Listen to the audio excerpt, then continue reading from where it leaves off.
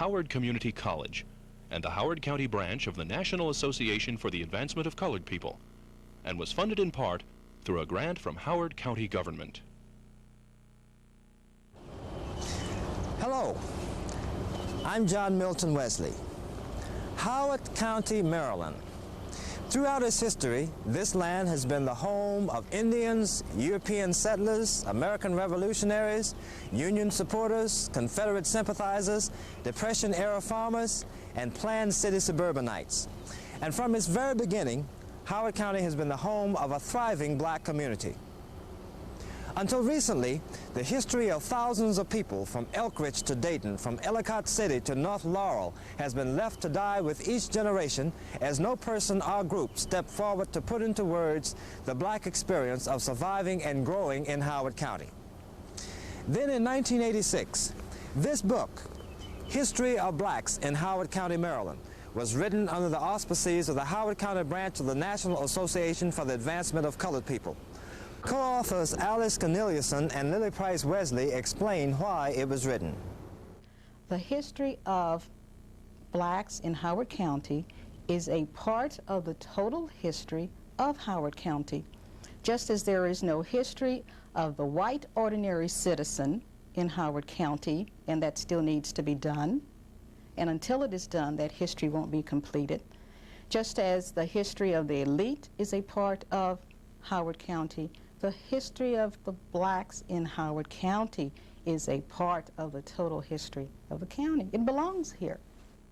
I participated because I felt it was extremely important for blacks to know where they came from, what this county was like before Columbia, and also given that we're 20 years into the Columbia experiment, what Columbia was about from the very beginning. It's simply very important to know what has happened so that insofar as it's negative, you can prevent it from happening again, and insofar as it's positive, you can replicate it. History is important because it gives you roots. None of us is an isolated entity. We came from somewhere, and whatever that somewhere is, it has roots that are important to us. We need to know what our parents did, what our grandparents did, what they thought about, the problems that they came through. Many times we don't understand why our parents treat us the way we do, the way they do, pardon me, unless we understand the trauma as well as the joy that they have experienced throughout their lifetime. History gives us roots. We revisited several of the people who were originally interviewed for that book. We hope to capture the essence of what it was like to live, work, play, learn, and worship through the years in our black communities. So what follows in the next hour is not the history of dates, events, and documents, but a history that is alive in the minds and hearts of the representatives of the past that you are about to meet, a history that comes to us by word of mouth.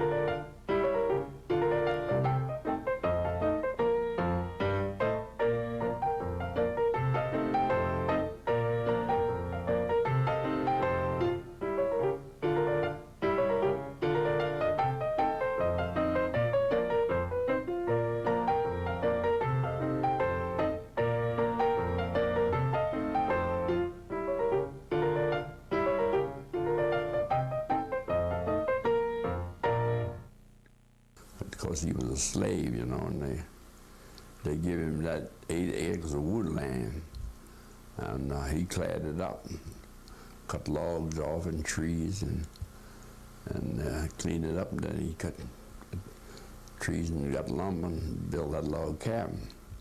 Mr. Earl Levi is the great-grandson of a slave named Benjamin Snell.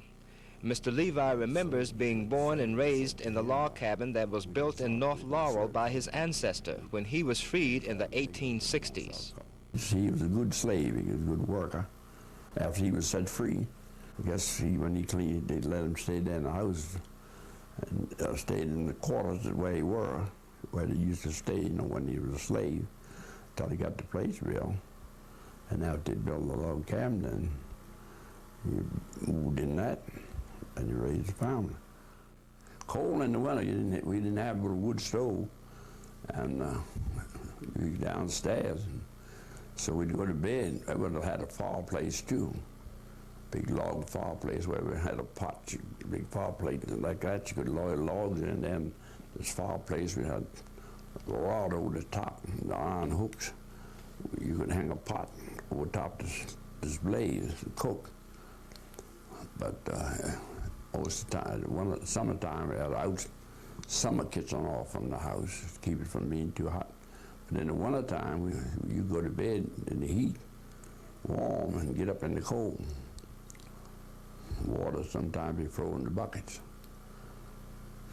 But you kept warm because they had a great big old fella mattress. They had two mattresses. They had summertime, they had a straw mattress.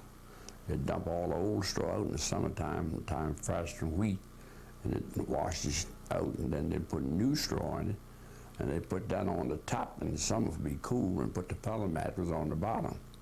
Several early log structures can still be found in Howard County. They tended to be built to last as permanent residences. One outstanding example is the log cabin originally built for Sarah Jane Powell. Born in Lisbon in 1828, Sarah Jane Powell was a slave to Thomas Hood, who became one of the first county commissioners when the old Howard district of Anne Arundel County finally became Howard County in 1851. She was set free around 1850 and given this house and surrounding property as a gift for her faithful service. Today, the house is still lived in by Mr. Albert France and his sister Eva, great-grandchildren of Sarah Jane Powell. But nostalgic as these early structures appear to us today, little nostalgia can be found in the hardships of slavery times.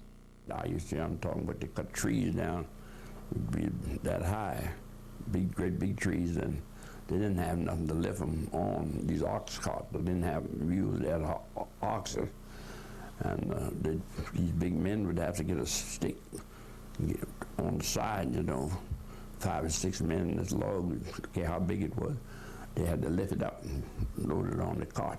And you couldn't come up with your hand. He'd be standing with that whip. They say he'd cut you with that blacksnake whip, that big old blacksnake whip they always carried on the back. See, everybody wasn't set free at one time. And they give you a pass. Those that was free, they give you a card with your height and your name and skull or whatever you had on your hand, and how high you was and your weight. When you was caught out, you'd have to show that. This man pays so much for you, and the other one used to come down to a place called Peace Crossing down next to Washington. They used to go there every Monday morning and carry them down there and auction them off like they do cattle or hogs. They load you on the ship, and they would, when the boat pull out, they'd be waving their hands back to mother, or they'll fall down some ants or something. You never see them no more. Send them to another plantation.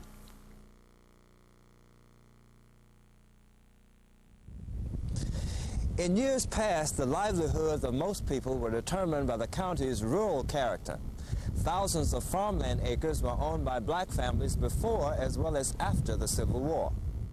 A tally of those blacks who were in bondage along with a list of their owners was maintained as late as 1868.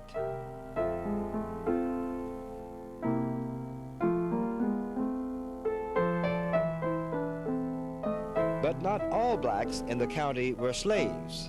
This map, drawn in 1860, indicates land owned by some of the hundreds of free blacks in Howard County by the notation COL''D for colored after the surname. Residents remembered how they and their families found employment on farms, labor crews, and through private enterprise. Farm work. That's practically what anybody did in the country areas then, was nothing but farm work. They would have to go out and cut wheat, cut corn, shuck corn. I worked for railroad and construction. In fact, all the work I did was for construction work and railroad. Farm work, I know, you know what farm works I do. He used to drive a truck.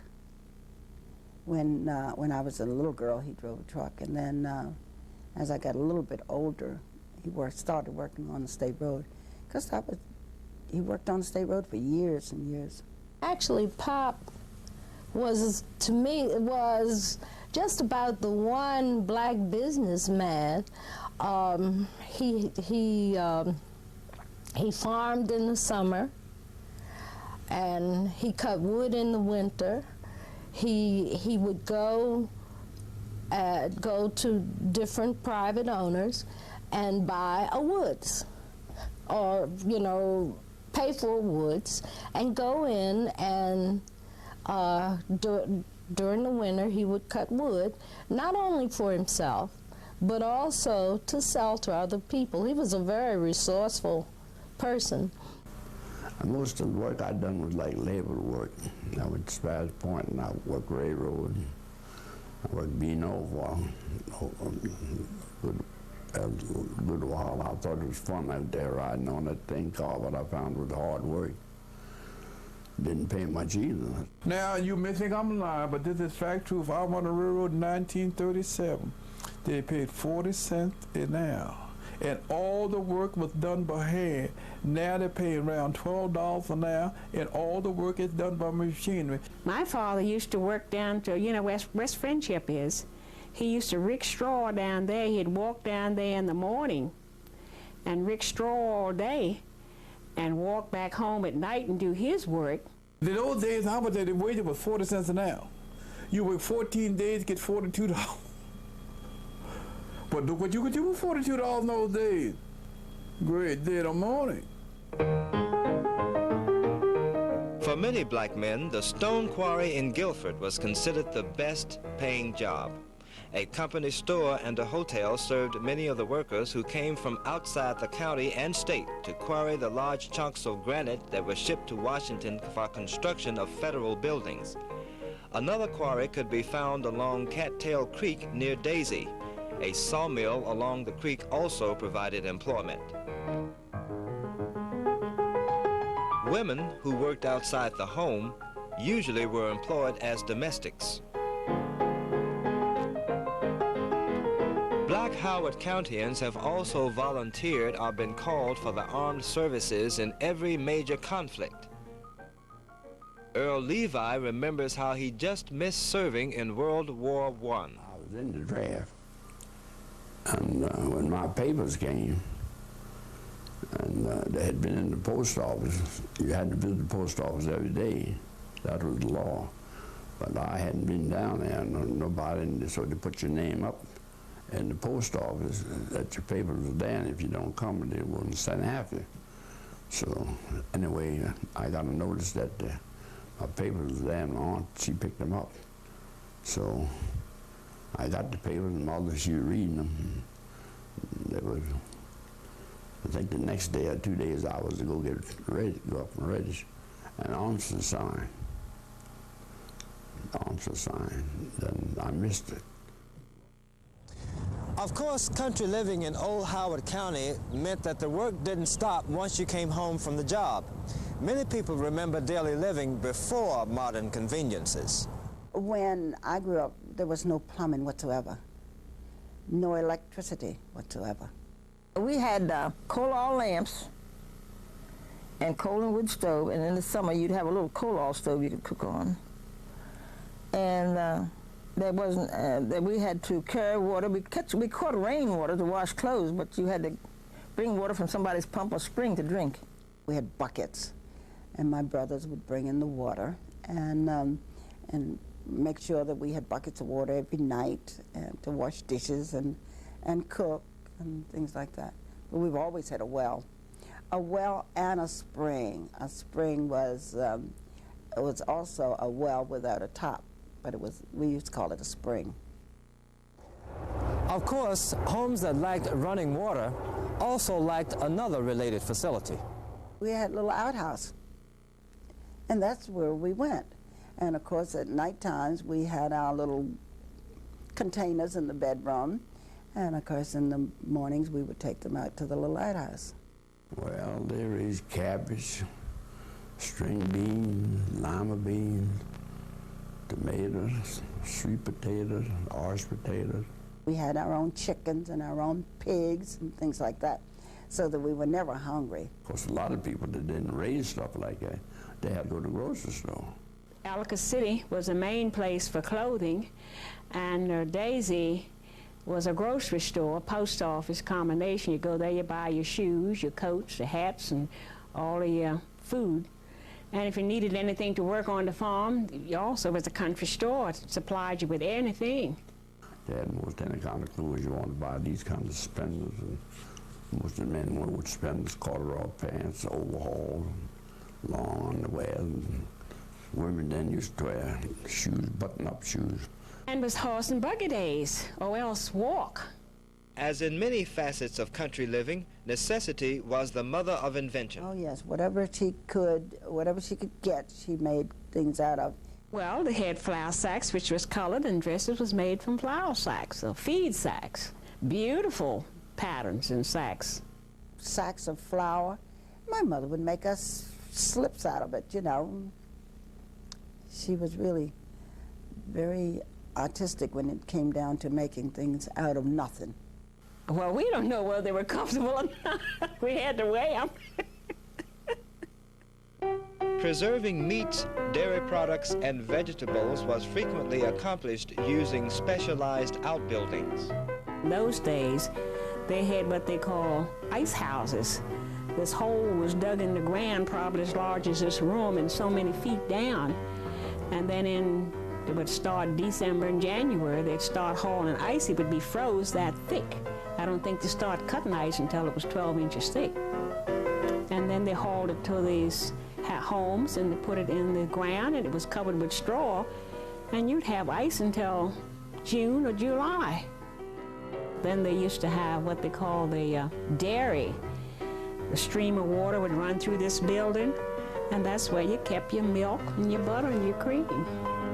And that meat would hang up in the meat house, and sometimes they would have those hams would be 1 or 2 years old. My father used to always back down, dig it in the ground again. He would dig what they called a kill in the ground. It dug it so many feet. Then he would line it with straw, and then he would, whatever vegetables he wanted to get in there, his potatoes, his apples, his carrots, or whatever fruit or vegetable that he raised in the garden, he had just like a little nest. He'd have a pile there and all around in this kill. And then it was covered with straw. And then the dirt was mound up over just like a grave. And it was stay out there, and then when you wanted to go to get some, you'd break a hole in the side the sun come up from the east. And you run your hand back, and then you could get them out, and it'd be just firm as you could be. Food was much better then than what it is now, because a lot of the food that they have no taste to it at all, because they take so much out of it and add so much to it where you lose your value and your taste. You could be cooking some outside, you could be outdoors, you could smell them on the stove. But now, you almost get them up to your mouth and don't still smell it. But if you bit into an apple or a pear, it tastes like an apple or pear. Potatoes and turnips. A delicious flavor. Even the weather seems to have been different then. That back in my time, when it would get cold enough to keep anything. We'd kill hogs and hang them on the pole. 2 minutes after our morning, it'd be just hard to break. We had the colder winters then than what we have now, because we would have snow that come on the grounds back in here in November, and you wouldn't see the ground no more until April. It would be covered with snow. One particular chore was made into a genuine neighborhood event around late fall or early winter, and that was hog killing time. They'd have a certain day, and probably 3 or 4 neighbors would bring the hogs at one place, and they would kill. They had big cast iron pots that they filled with water, and they'd build a fire under that pot, and they would put stones in that fire and heat them, and then that was put in the water to get the water hot enough to scald a hog. They would scrape the hair off of the hog, and it was hung up on a pole to get coal so they could cut it up. Then it was all cut up in whatever, pieces of hams and shoulders and spare ribs and all like that. Then it was packed down to be cured after so many days.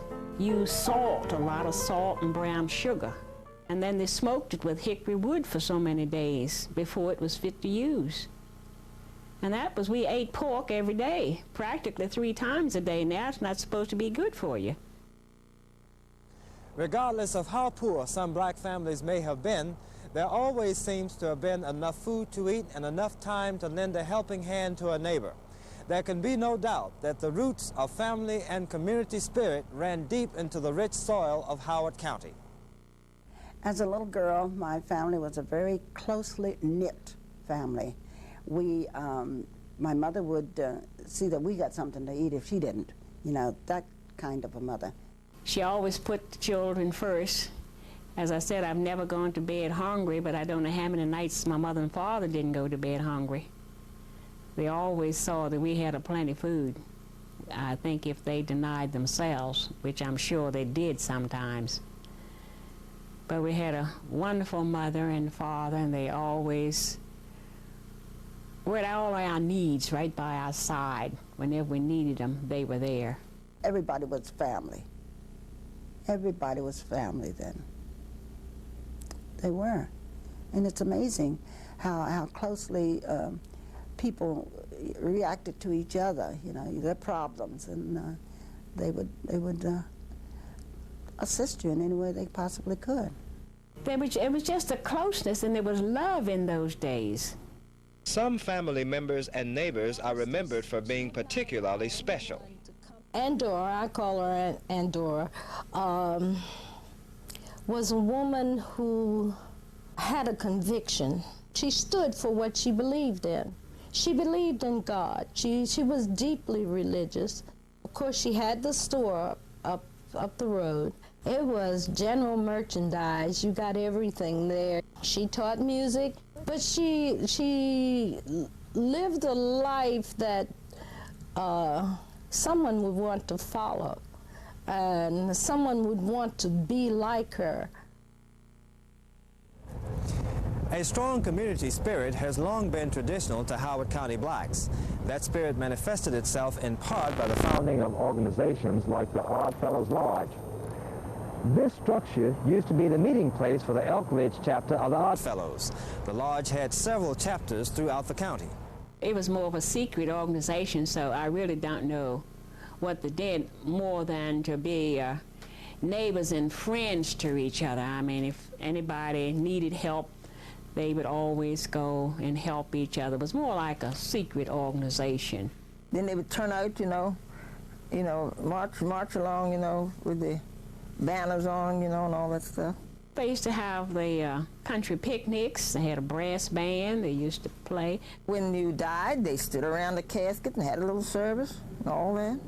Well, my father's pictures in that book there with one of his uniforms on, and they would dress up in their uniforms, had certain days they would have a picnic, and everybody would come from all over the Howard County and have a big celebration. And they used to play baseball and all kinds of games. And they started themselves a band. I mean, they had a brass band down here, down here in the hall. And they used to have dances. People used to come from all around the place, going to these dances they had, The Odd Fellows weren't the only providers for diversion. Celebrations, picnics, and community get-togethers were popular for both young and old. Other diversions from daily life were more homegrown. Oh, you had all kinds of games, and checkers and marbles and dominoes. All the neighbors' children would come over and play, and my brother would shoot marbles with them, We always had plenty of ground. My brothers, they loved shooting marbles. That's what they would do. my great aunt, she could just tell some stories that, you know, and now I don't mean that she fabricated anything, but that when she talked, it was so interesting, and she would say something like, she la, and la meant she said.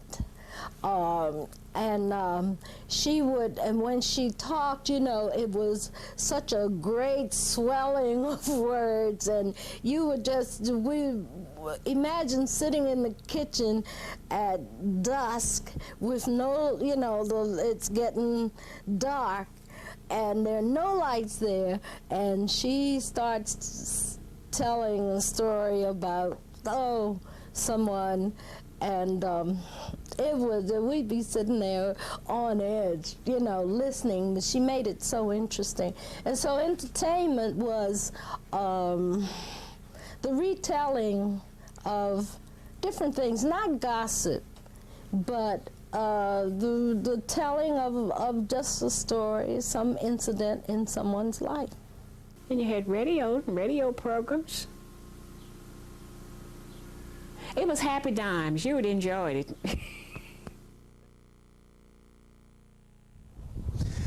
Achieving a good education for its youth has been the task of many brave and tireless individuals in the black community since the first Negro school was started by a small group of free blacks in 1846. It was known as Warfield Academy in Cooksville. Years later, the same site would be the home for Cooksville Elementary School. Education was important because all of us knew, all blacks knew, that you had to learn how to read and write just in order to deal with the white community. And in learning that, they found that their particular life was better. They were able to read books that perhaps their parents had not been able to read. And they were very much hopeful that in educating the newer generation, whatever that generation was, well, then their life would be better. When we came up, this was a segregated county. Schools were white and black. Well, they really weren't white and black. They were white and colored. There was no such thing as black then. We had some of the toughest teachers in the world. They made you learn. I was telling someone the other day, I said, when I was in elementary school, and I remember Mrs. Lorraine Arthur had the first, second, and third grade. Mrs. Alice Green had 4th, 5th, 6th, and 7th. Well, because there were only about 8, 10 children in each grade at that time, you know. And I remember they made you learn. Also, even in Sunday school, I remember most of the Bible, I know today, chapters, I learned in Sunday school. You had to learn, memorize history, geography. You had to memorize those things. And I think that's a big help today, the reason why a number of us know a lot about history and geography and the Bible, because we were taught it and we had to learn it, had to memorize it. Colored children only could go to the 7th grade. And my mother was instrumental in seeing that I went farther than that. I had to go to Baltimore to go to junior high school. And my mother paid. Of course, I stayed with my aunt, and you had to live there. So I stayed there the whole time I was going to junior high school. I went to Booker T. Washington Junior High School. Education did not go very far for blacks in Howard County years and years ago. There was no high school. Then we started working for Harriet Tubman, and we did all kinds of programs and activities, and did a lot of,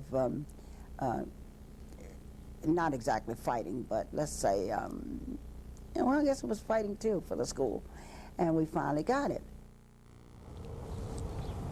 This building is the current home of the Howard County Department of Education in Simpsonville.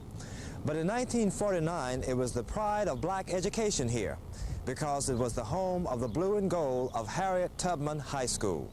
Samuel and Beulah Moore had 6 children attend Harriet Tubman and remember what the school meant to the entire community. It united the black community because there were people from Cooksville, Simpsonville, Guilford, Ellicott City, North Laurel. We were all put together in that one school.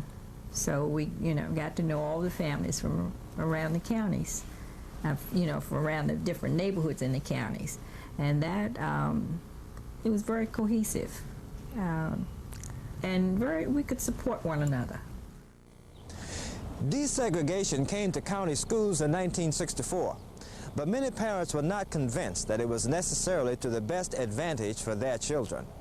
Parents expressed fears that only the undesirable white teachers would be assigned to Tubman. Yes, this was true. We would still get the short end of the stick. They had fought hard for this school, and they were very proud of the school. They were proud of the graduates. They were proud of the quality of teachers that had come there over the years. And then to lose that completely was very painful for them. The administrators that were there were not given a lateral move at desegregation time, okay? They went into less positions. And this was traumatic also for the black community, because to them, desegregation, integration, and there is a difference, meant that whatever they had, it was less than what they had at the time. And of course, we found out that Harriet Tubman really wasn't all it was supposed to be, because as soon as they integrated the schools, they wouldn't send white children to Harriet Tubman. It wasn't good enough. So they built Atherton. So the building, even when people pass it, there is still some trauma there for them.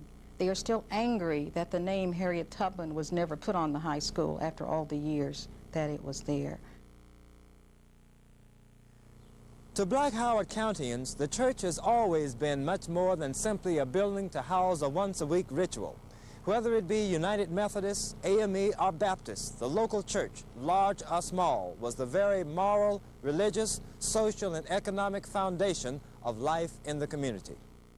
The church has been the only institution where blacks could go, could gather, and to solve or talk about their problems.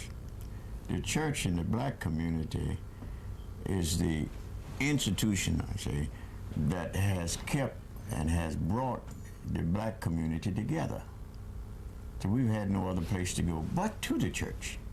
The church is very, very important to the black community.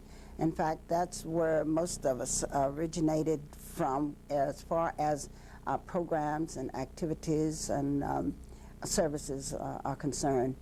We, a number of the people that belong to the churches, would help each other out if they needed food, clothes, or whatever. The church was the meeting place, and if you wanted an announcement to get out to people, you could always count on the church to get it out. It was where you had your weddings, your funerals, your suppers, or everything was your political meetings, everything. It was the only place that you could find that we could have, to get together. This county's black churches have been as durable as the faith of their congregations. Some of the oldest include St. Stephen's AME in Meadow Ridge, Locust United Methodist in Simpsonville, Ashbury United Methodist in Annapolis Junction, Gaines AME in Elkridge, Daisy United Methodist in Daisy, Mount Pisgah AME in Jonestown, and Mount Gregory United Methodist in Cooksville. In 1987, Mount Gregory celebrated its 89th anniversary. This congregation is testimony to the moral fiber of our communities, as well as a shining example of how blacks have long celebrated with joy the heavenly message of love.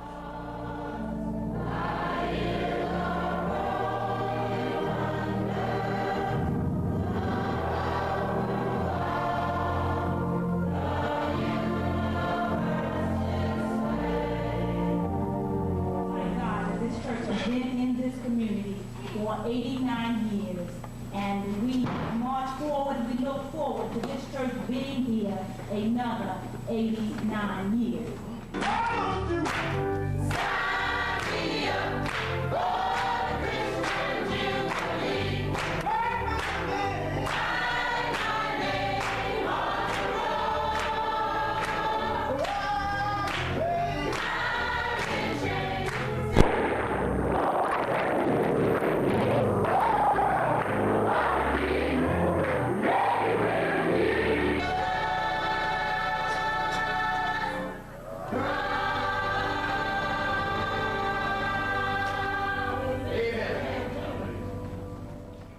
For one county woman, taking her church's message out to the community led to an unexpected encounter. Mrs. Beulah Moore tells the story. But Dorothy belonged to Asbury Church, and they were going around. They were having anniversary services for the church. So they were going around inviting all the people in the neighborhood to come to this church for the anniversary. And she went up to Maple Village, and she was knocking on the door, and she knocked on one door, and she invited this man to her church. And he asked her, he said, "Do you know who I am?" And she said, "No." And he said, "I'm the Grand Wizard of the Ku Klux Klan." So Dorothy stood there and looked at him. She said, "Well, you were invited too." There have always been individual black and white families that got along well with individual families of the opposite race, particularly in the days when rural neighbors depended on one another for their mutual benefit and survival. Still, few blacks live their lives without experiencing at one time or another the indignity and injustice of racial discrimination. Almost every individual has some account. I know when we couldn't ride but the back coach coming out on the train. Ride Jim Crow way. Colored people rode in one in the back. And white people, they would ride in a separate car in front. You couldn't ride just like it was in the South. You could go, I tell you what you could do. You could walk in a bar and buy something and walk right out with it. But you couldn't sit down in there. And in those days, you didn't go to White Tavern. It's one right down here on the road, down here on 144. Charlie Able, right until he passed the last couple of years, he had two places, one side for the white, one for the color. And I told him it's good he had it. If they were dumb enough to go in there, he should have had it. I said, you dumb enough to go in there and spend your money, you should have had it. Many people remembered signs that read "colored only" or "white only" on drinking fountains and restrooms at the county courthouse in Ellicott City. That was true. Right down to our county seat, which was the Ellicott City courthouse, they even had signs where white and colored laboratory. And the NACP got them removed. Everywhere you went, there were signs that said colored. I remember going down to my doctor in Laurel, and there was a little room that had colored, and of course there was another room that had white. And I started going into the colored for a while. Then I thought, I'm not going in there anymore. My husband went with me. He would be sitting up in the colored, and I would be sitting up in the white. That's what we did. That's how you meet my nerve. So there I was sitting up in there, and I expected them to come tell me to leave any time, but they didn't. They did not. Yeah, colored and white signs, even in a doctor's office. But that's the way it was back there then. This is Savage, located in the southeastern part of the county. Years ago, this community wore a well-earned reputation for racial hostility, especially toward black men. Savage has changed, you know. It's not like it used to be years ago.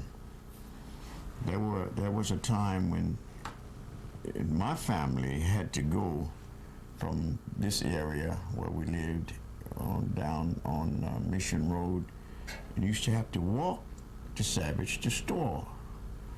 And they weren't allowed in Savage. They would stone them, run them, you know. My brothers, they would run them out of there, stone them. It used to be real hostile towards black. They get after and run. You have to run to get away from them. Go about across the bridge, go by this mill where there was a cotton mill. And you come across the bridge and they'd be up at the window, the old mill there yet. And they'd be looking out the window, and sometimes they're hauling at you, nigga, black face, shiny eye, nigga, you know, to throw one of them big spools, trying to hit you. But if you're with old people, why, then it didn't bother you. Then if you got to running, you get over on the other side, half-grown men, they'd be sitting over there, and they'd get after you. People would say, they'll stone you, you know, the Ku Klux Klan and all of these things are over in Savage. But they really, well, we didn't, you know, tarry in there. We would go in and take what we were supposed to take to the laundry or something like that and get out.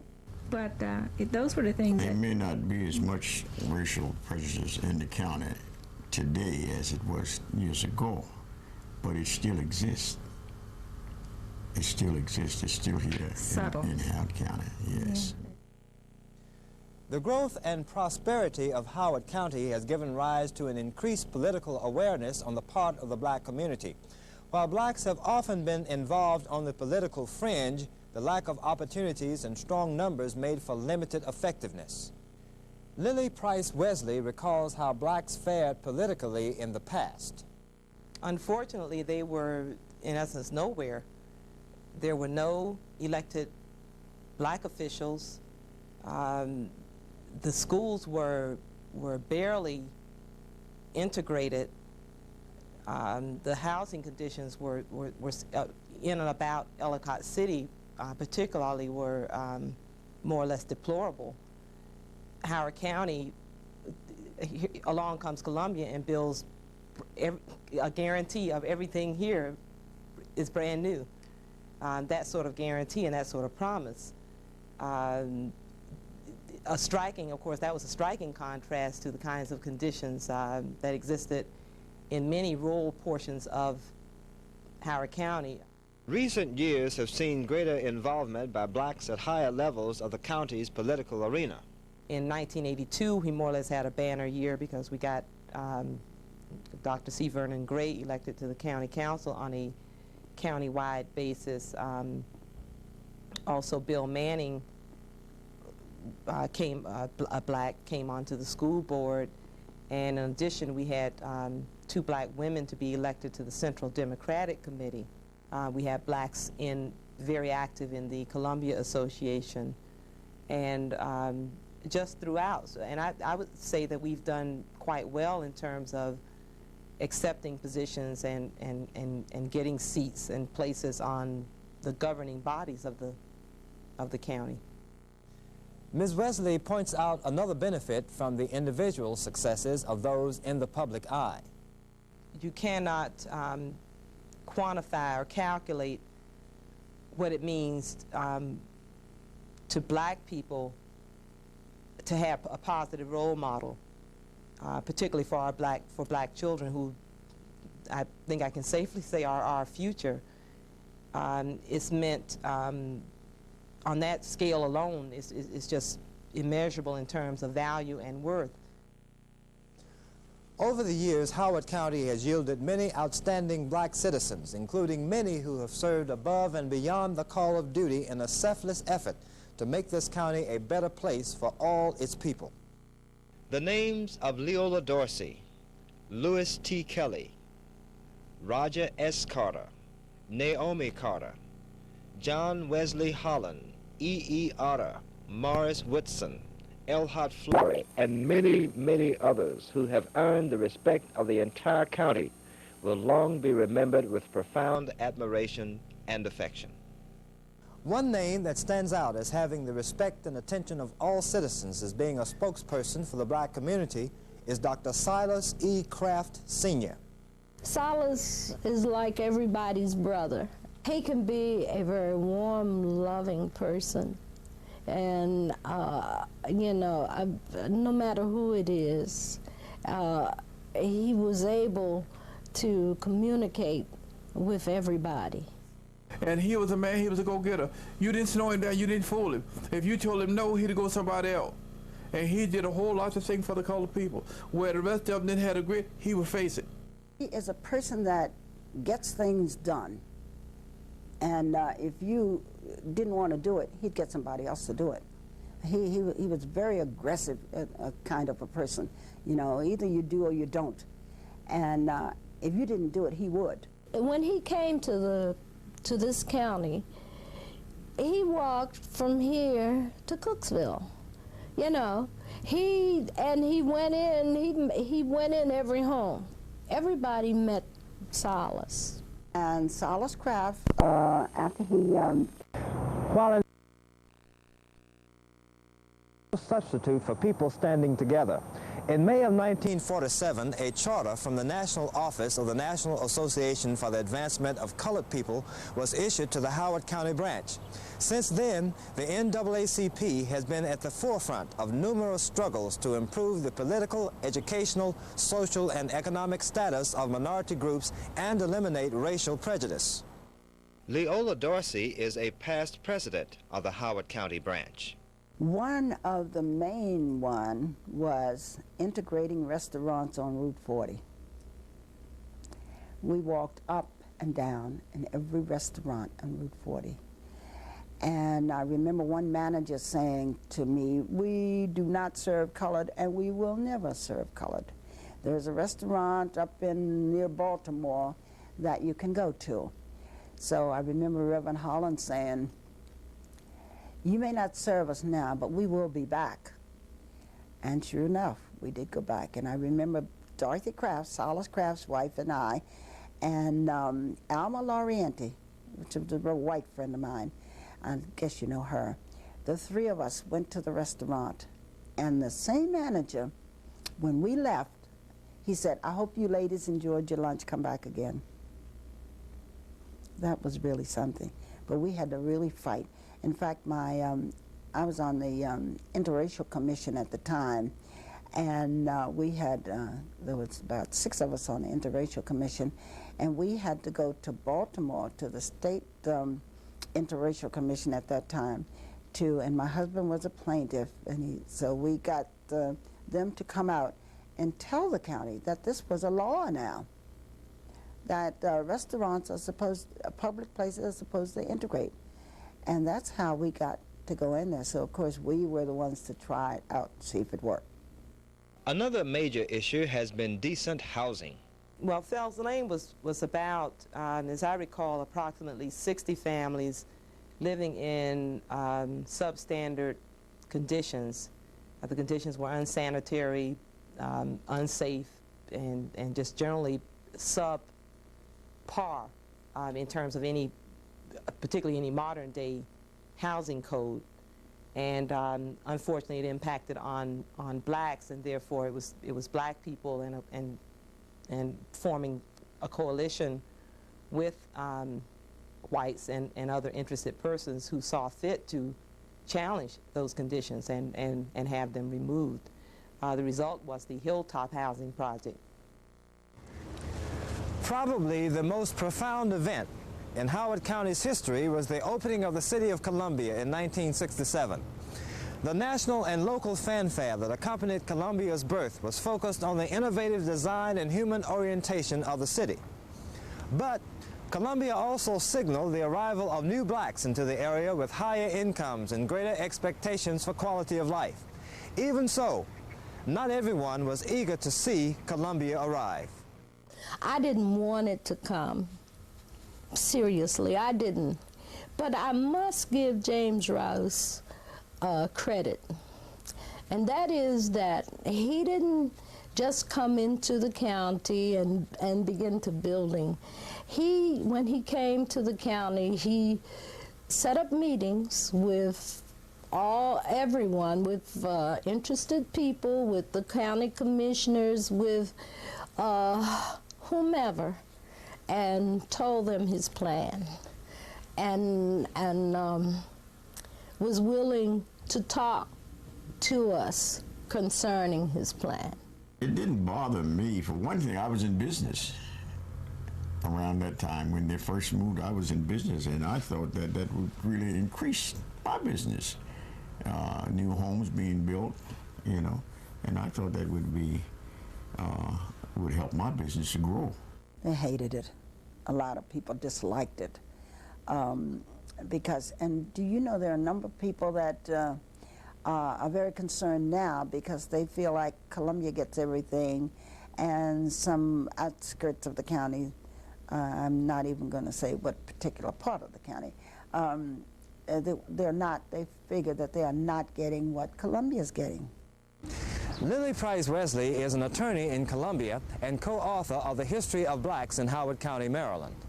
Many persons spoke about the new town concept and their desire to be a part of something new and unique in terms of openness, remembering that this was in the late 60s and early 70s when the open housing concept had just been announced on the national level. Let's face it, Howard County Columbia, that is, was one of the first towns to incorporate open housing into its very foundation. In fact, open housing I view as a premise upon which Columbia was built. Columbia is all right, has given lots of people work, but on the western part of Howard County, Columbia has made it rough for them. Because the way they think they want, it's no use getting their ass nuts for nothing because they got enough people down there to do it themselves. But it has helped out Howard County a great deal. It give people a place to live and people work. But it just make it hard on us, run our tax, everything up. A number of people have come into the county. We've always had people in the county that have we have always had doctors and blacks with degrees. But of course, as Columbia progresses, we have more and more and more. But on a quality of life scale, Columbia is a nice place to live. The downside of Columbia, in my opinion, for black people, is that Columbia fosters a sense of security in terms of the racial predicament of black people that is dangerous. And I say that particularly for young Colombians. In other words, Columbia is on its face innocuous and lends a sense of security to its residents. Black people, even in the 1980s, I feel can ill afford that sort of sense of security. As the word implies, history is a story, the story of people and their collective experience. The stories our lives create become a foundation for the stories our children will live and weave. Like a ship that charts a course for passage, those who come after us need to know where they've come from in order to help them get to where they wish to go. With this integrated climate that we have, that many blacks would forget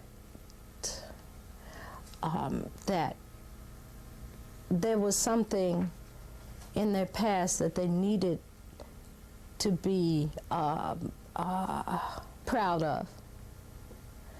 That true, there had been a struggle, true, but there was some things that lest we forget. Because you have to know how you were treated in the past in order to compare that to how you are treated now, okay? We cannot become to the point where we feel that everything is all right as it is now. We have to know what has happened in the past to make us alert to what is here now, whether it's overt or covert. You have to know part of your history. There's a lot of changes have taken place. So you have to know what's back there in order to know what is in you that you want to be like that person, whoever it is. History is vital.